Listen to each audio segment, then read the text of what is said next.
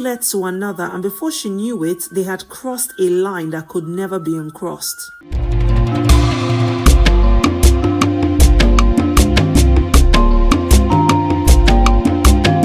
In the heart of Port Harcourt, a bustling city in Rivers State, lived a beautiful woman named Ebiere.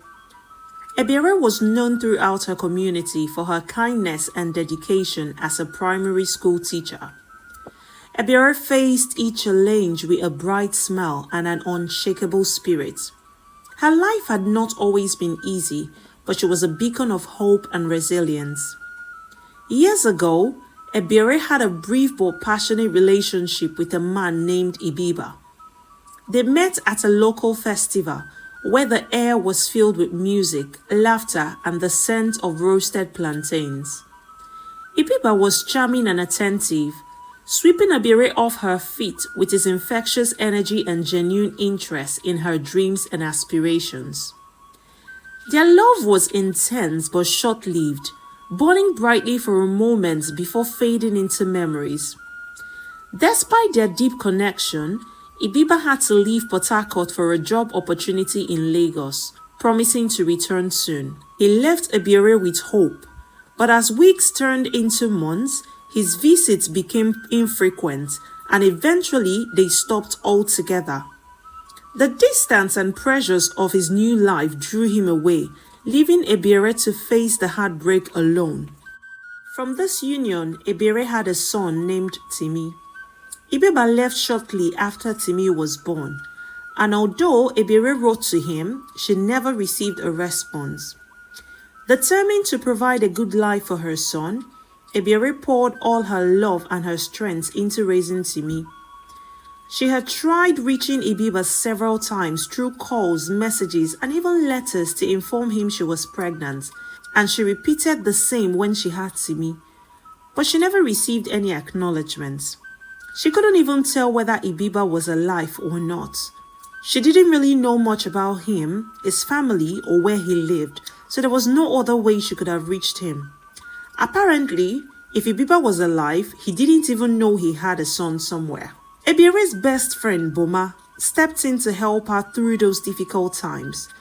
Boma had been Ebiere's friend since childhood. They met when they were just 5 years old, playing in the dusty streets of their neighborhood. Their bond grew stronger with each passing year, as they shared everything with each other, from secrets to dreams. The bond between them was unbreakable, forged in the fires of shared experiences and mutual support. Boma was always there for Ebiere, helping her with Timi, providing support in any way she could. The two women lived in neighboring houses in a close-knit community where everyone knew everyone else. The neighborhood was filled with laughter, shared meals, and the comfort of familiar faces. Ebiere and Boma raised Timi together as if he were their shared son. Boma loved Timi dearly, and he grew up thinking of her as a second mother. Before Timi was born, Boma had a deeply personal heartbreak that shaped her views on love and relationships. She had dated a man named Tonye, whom she thought would marry her. They were together for 2 years, and Boma was certain they would spend their lives together. However, she later discovered that Tonye was never serious about their relationship. He had been seeing other women the entire time. And when Boma confronted him, he dismissed her feelings and ended things abruptly. The pain from this betrayal was profound, leaving Boma deeply hurt and wary of men. She decided to focus on her friendship with Ebiere and her career, shunning romantic relationships entirely. Ebiere often encouraged Boma to start her own family. Boma, you should find someone special, get married, or at least have a child. You have so much love to give, and you deserve to know the joy of being a mother, Ebiere would say, her eyes sparkling with hope. Boma would always smile and brush off Ebiere's suggestions. I'm happy just the way things are. Timi is like a son to me, and you are my family, she would reply. But deep down, Boma longed for a child of her own, even if she didn't show it.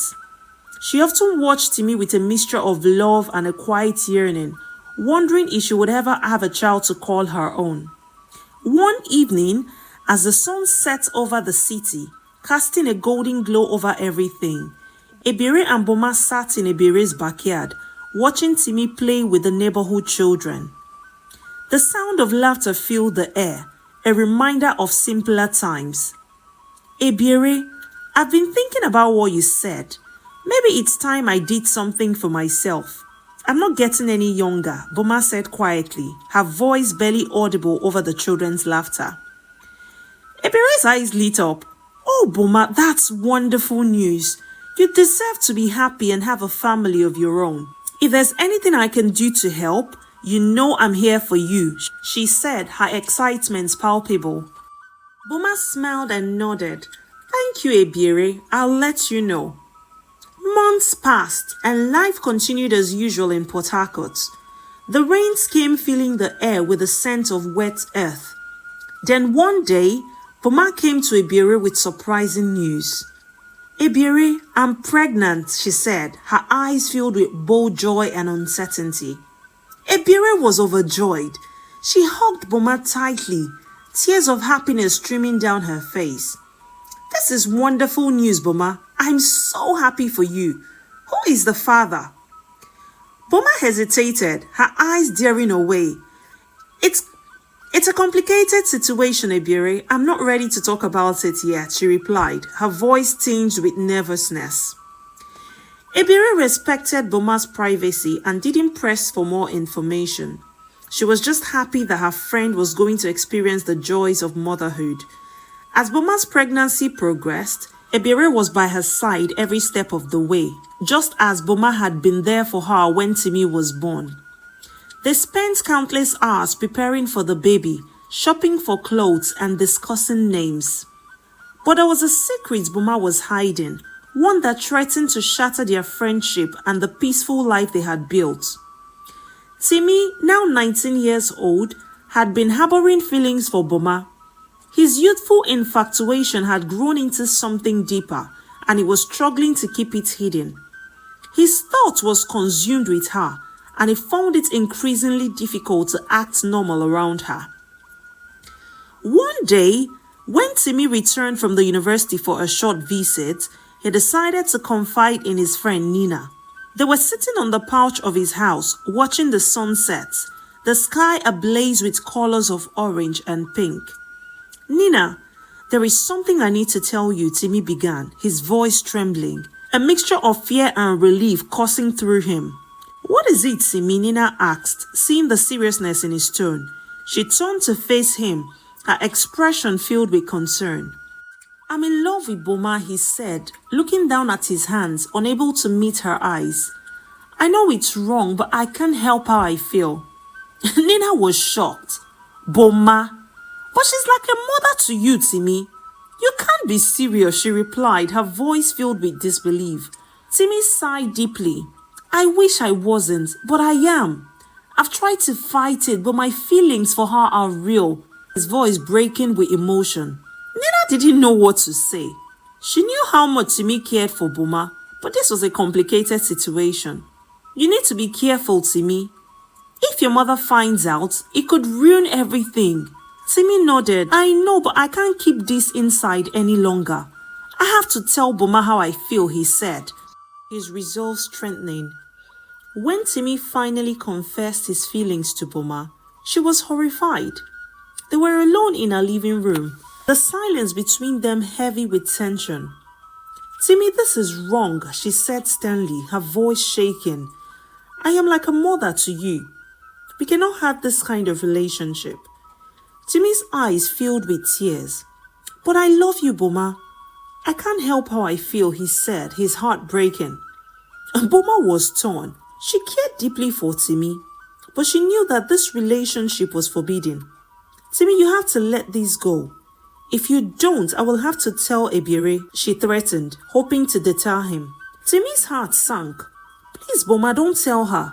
I promise I'll try to stop, but I can't make any guarantees, he pleaded, his voice desperate. Days turned into weeks, and Boma found herself thinking more and more about Timi. Despite her initial resistance, she couldn't deny the connection she felt with him. She began to look forward to his visits, and soon they were spending more and more time together. They would take long walks along the river, talking about everything and nothing. Their bond grew stronger with each passing day. One evening, as they sat alone in Boma's living room, Timi leaned in and kissed her. At first, Boma pushed him away, but then she found herself kissing him back. One thing led to another, and before she knew it, they had crossed a line that could never be uncrossed. Boma allowed Timi's love to consume her. She had never felt this way in a long time, especially since the heartbreak from Tonye. The intensity of her emotions for Timi was overwhelming, rekindling a passion she thought she had buried long ago. They crossed the line several times, enjoying each other's company in secret moments filled with laughter, whispered confessions, and stolen kisses. Boma would sometimes remind herself that this was wrong, but she couldn't help the burning passion inside of her. The guilt and the thrill intertwined, making it harder for her to let go. She would lie awake at night, torn between her loyalty to Ebiere and her love for Timi. As the reality of her situation began to sink in, Boma started to avoid Timi. The weight of her guilt became unbearable. Every time he came by her door, she would ask him to go away, her voice trembling with the effort to keep her emotions in check. "Timi, you need to go away. This is wrong, and we both know it," she would say, her eyes filled with unshed tears.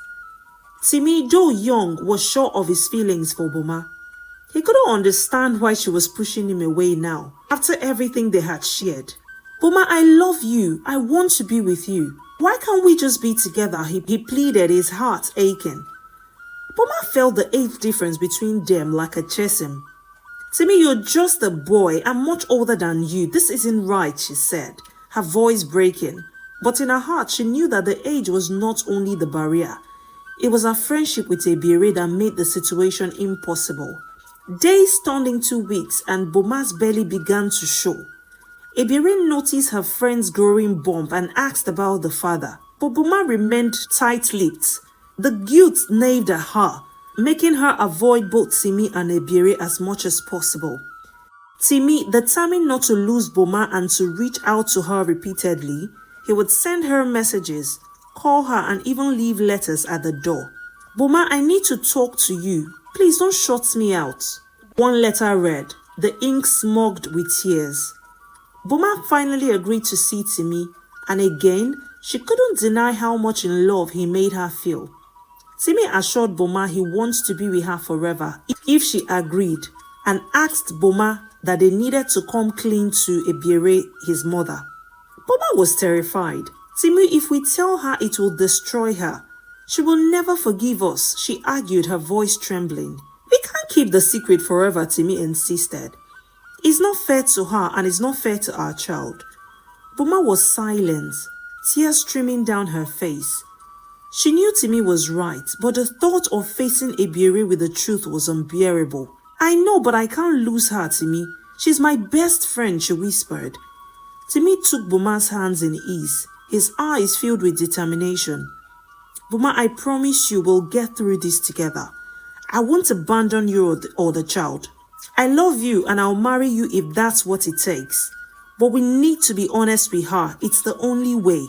As time went on, the truth could no longer hide itself. The bond between them was so stringent, and Ebiere had noticed the growing closeness between Boma and Timi, and she couldn't shake the feeling that something was wrong. One evening, as they all sat together in Boma's living room, Ebiere decided to confront them. "Is there anything you two want to tell me?" Ebiere asked, her voice calm but edged with suspicion. Boma and Timi exchanged nervous glances. Finally, Boma couldn't take it anymore. She knew that the only way to move forward was to be honest, no matter the cost. One evening, as the sun set over Port Harcourt, casting long shadows over the city, Boma asked Ebiere to meet her in the backyard where they often sat and talked. Ebiere arrived, her heart full of concern for her friend. "Boma, what's going on? You've been so distant lately," she said, her voice filled with worry. Boma took a deep breath, her hands trembling. "Ebiere, there's something I need to tell you." It's about the baby, she began. Ebire's eyes widened. What is it, Boma? You can tell me anything, she said, reaching out to hold Boma's hands. Tears streamed down Boma's face as she spoke. The father of my baby, it's... Wait, did Boma really find the courage to tell Ebire who the father of her child is? Do not forget to hit the subscribe button and turn on the post notification bell to stay updated with content like this from Tales by So. Thank you for